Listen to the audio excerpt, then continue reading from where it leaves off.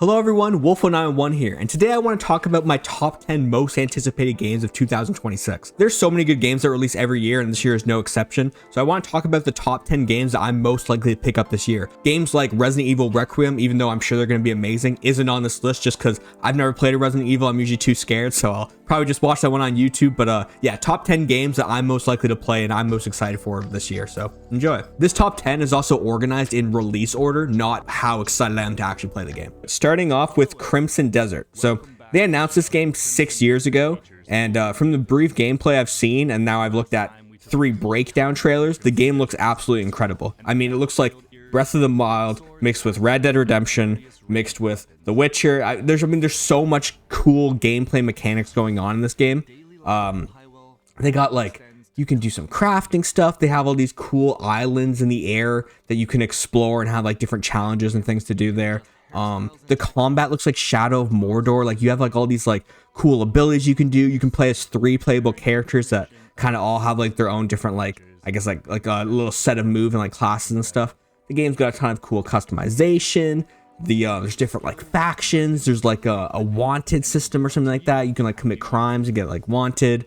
There's a base, like you like build up your base and everything. And there's like a little campsite like RDR2. Like, this game just looks like the culmination of like a million different games put together, and I think it looks pretty exciting. I think a lot of the gameplay we've seen is PC gameplay, so I don't know if that, like, what that actually entails for PS5. I'm sure the PS5 version is going to be good as well, but I don't think we've actually seen gameplay. I'm not sure, but I digress. The game looks fantastic. This world of Pywell, very fantastical. Combat looks fun.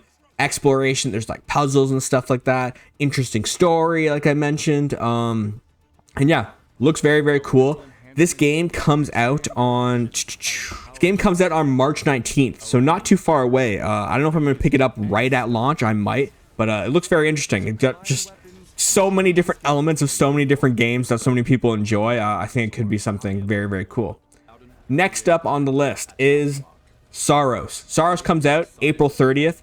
It's the follow-up to Returnal, which is like that roguelike bullet hell 3D game. Looks very cool. I haven't played Returnal yet. I definitely have to get on that before I play Saros, but Saros looks really cool. I mean, it looks like they're just furthering what they did with Returnal. They have a cool system where there's like this eclipse thing that happens and like changes the world, makes it more difficult. There's like difficulty modifiers and like almost like a heat system similar to Hades, where you can like add more difficulty multipliers for your like little like run throughs, I guess. And with it being a roguelike, obviously the gameplay is like super fun. You're getting like, you know, every run's slightly a little different. You get some upgrades you can keep for your next run. I actually think it's a pretty good gameplay loop, so definitely gotta play Returnal before I play Saros. But the game looks fantastic. The character looks super cool and everything. You got like a little hub area with like some characters and stuff. It does just obviously like Hades was like the most, like, one of the most popular roguelikes in recent memory, so looks you know, has a similar structure to that, but obviously very different. So definitely looking forward to Saros.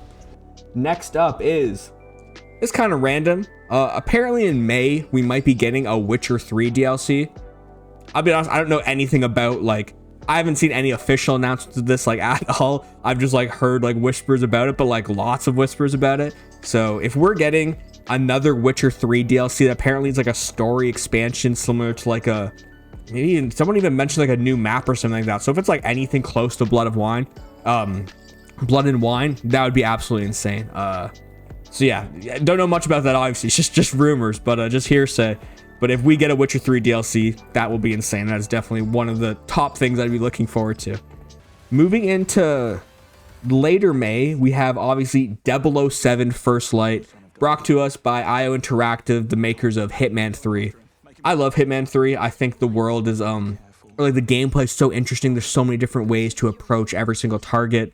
You have so many different just opportunities and different things. And I was gonna say with 007, now you have so many different gadgets and everything. So taking the Hitman 3 style gameplay of having these like kind of maybe more open-ended areas and stuff. I don't know exactly what 007 is gonna be like. It's probably gonna be more tighter and like have a more structured narrative. But what I'm saying is the Hitman 3 formula of being able to, you know, use different tricks and different strategies in order to complete your goal fits so perfectly with 007. So condensing that like really open-ended thing into a more like cinematic, also has set pieces thing with 007, like a, you know, like a tighter narrative and stuff like that. Very, very cool. I can only imagine all the different cool gadgets and things you're going to be able to do, mixed with like the you know, like Uncharted style moments. I think it's going to be an absolute blast, and it looks really exciting. So that is 007 First Light, coming out May 27th. Very, very cool. And then they're absolutely trolling me with this one. Just 2 days later, on May 29th, we're getting Lego Batman Legacy of the Dark Knight. That game looks so much fun. I love the Lego games. I've been playing the Lego games my entire life. So to have a Lego game that's literally just a Batman Arkham game, but based around the movies, oh my, it looks so cool. It looks so cool. You got like the stealth like from Arkham, you got like the combat from Arkham, and you got like pieces from the various movies, like all of the Batman movies, with obviously a Lego style that looks so good. Like it looks, the graphics look really, really nice on it. And then the big, you're exploring around like all of Gotham or something like that. It just looks like a bit of a dream game. I mean, I'm so excited to play it. You know, people were saying like, oh, it's not like a Lego game, like you don't get to pick like a million characters. That's why I'm saying it is like an Arkham game. You get like the Batman, like Arkham suits and everything. There's different Batmobiles. So a new Lego Arkham game. I am beyond excited for that. I think it looks so cool. It'll be so much fun. So that is May 29th, 2 days after 007. So that's going to be a tricky time to. Now, I mean, I don't ever play like two games at once, like two main story games at once. I like to do like one at a time, just so I'm like, you know, fully invested in one and moving on to the other. But that'll be very, very exciting. Next up, September 9th, we have Phantom Blade Zero. Phantom Blade Zero, I remember I first saw gameplay for this and it just blew my mind. It looked like Sekiro, but apparently it's not really a Souls-like, it's more of an action game. So I think that's still super fun. It's going to have like really fast-paced combat, some cool bosses. I think the graphics look fantastic, and dude, I love the sword play. I like the sword moves look so stylish, and because it is an action game, I think it's going to be even more stylish, because you'll be able to just, like, I don't know, combo things together a lot more easier than you would in like a more of a kind of back and forth Souls-like game. So super excited for Phantom Blade Zero. I think that looks so good. And obviously really interesting bosses and everything too. But yeah, love to get my hands on that. That looks great. Next up is September to November window, and it's Fable.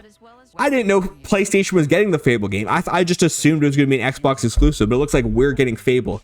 I'll say this, I haven't actually played a Fable game personally, because I think I was on like the Wii, and then I was on like the Xbox for a little bit, and then I was on like the PlayStation 4. But I would watch my friend play it all the time, and I thought it looked so interesting on how every decision you make would like literally affect the way your character looked. You'd get like devil horns if you were bad, or like a halo if you were good. It was such a like the city feels so lived in. Obviously, with this being a Fable game, it's gonna be even more so. Like it looks super immersive. It looks there's just so many like it just feels so alive. Like you can really immerse yourself in this world. Do various quests that are going to affect your characters. Probably going to have a really good narrative with like many branching paths depending on how you what your relationships are with like other characters, or like what decisions you make in the quests. And then the combat looks super cool too. You got like some cool abilities and everything like that. It's obviously, you know, like RPG mechanics, customize your character. So I was a big surprise that we're getting Fable on PlayStation. That's absolutely going to be one of my most anticipated games this year for sure. Next up, fall. We got Wolverine, Insomniac's next game. Massive fan of their 3 Spider-Man games. So to see them pivoting to a more mature feel with the Wolverine games and like all the blood and gore and everything, the combat looks crazy. I'm sure the traversal is going to be fun too, like clawing your way up buildings, doing all that good stuff. And yeah, I mean, it's good to see Insomniac like getting back on their feet. They had like some leaks and everything, which is obviously super unfortunate, like messed up a lot of their plans. But see them back on track with this Wolverine game looks very cool. I'm sure it's going to be super fun. The combat's going to be so good. If it's just like just picture the Spider-Man 2 combat with Wolverine abilities, like doing your triangle circle takedowns with your claws. Like I think it's going to be very cool. So very excited for that.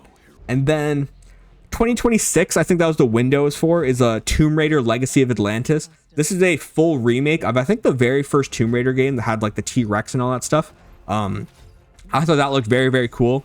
I hadn't played the original Tomb Raider game with the T-Rex, so seeing a full remake of it is very exciting. I really enjoyed I only played one so far of the new trilogy of like the Tomb Raider survival games, and I thought those were excellent. So, you know, continuing like this modern Tomb Raider game, like we're doing the modern Tomb Raider games. I think it's really exciting. I think it looks like super fun. Obviously it's gonna be pretty epic with like the T-Rex and all that stuff, and the different, I wonder if they're gonna be more focused on the platforming, because that what was Tomb Raider was like that in the beginning. It was like a really like platform focused game. You have to like plan out your jumps. So it's gonna be cool to see how they like go more towards the platform. It's gonna be some cool puzzles and everything, and that looks super fun. So definitely excited for Tomb Raider at some point, maybe late 2026, something like that. But last and definitely not least, the most anticipated video game of all time, November 19th, GTA 6. Do I even need to say more? This game's going to be incredible. I'm so excited for it. GTA 5 is my most played game ever. Obviously, primarily from the online, but that story, I feel like it's almost underrated how good the story mode single player it is. It's so much more detailed. There's so much more, obviously it's so much more lived in and everything. The online is like, you know, it doesn't have that many NPCs on the ground. There's not that many cars. Obviously the online's still great. I love the online, but that story is so good. It's so, characters so interesting. And then how could I not mention RDR2? That people consider that game one of the best games ever. That world is so detailed. There's so many cool. I ended up 100%ing RDR2 and getting the platinum trophy, and I enjoyed every second of it. Just like fully immersing myself in that world with it's being so deep. There's so many little quests, random like POIs that you find that have like interesting world building and like you know, like stories just built into the environment. Very, very cool. So obviously GTA 6 is I think gonna be outstanding. I think it's gonna, I mean, people say like expectations for it. I don't see how they don't deliver. Like if it's like basically like, I don't know, 90% of Red Dead 2's details, 80% of their detail with this massive map and the GTA 6, like flying planes, driving cars around, they got all different guns, gonna have, it looks so unreal. And I think the story's gonna be fantastic. Rockstar, the stories are always so good, like with RDR2 and GTA 5. Absolutely loved it. The online's gonna be a whole other thing. I don't think the online's gonna be out at launch. I'd be surprised. I'm completely fine with that. I mean, do their online thing later, like focus on the story and stuff. But it's gonna be so cool. Just all the detail, just a whole new GTA. You know what more can say? This game, like, well, GTA 5 was around for like 10 years or something like that, like still being updated and everything. So GTA 6 is gonna be incredible. Super, super, super excited to just get in that world and just completely immerse myself in it. So yeah, I think there you have it. My top 10 most anticipated games of 2026, the top 10 games that I'm most likely to pick up. I think it's gonna be a fantastic year in gaming. Honorable mention too for what's it, God of War, Sons of Sparta, that randomly just got like a stealth drop. I think that's gonna be super fun. Looks like kind of Metroidvania. That's obviously out now, so I think I'll check that out at some point. Might wait for a sale, not sure, but you know, the game looks great. I'll have to play it at some point. But anyways, yeah, exciting year for gaming. Some really good stuff to come. A lot of stuff to look forward to. And that's just my most anticipated games. There's other games like Resident Evil Requiem, and you know, I'm blanking on other games like that. But there's other good games coming out this year too, not just the 10 I mentioned. So an exciting year to be a gamer, and plenty to look forward to. So thank you so much for watching, and take care.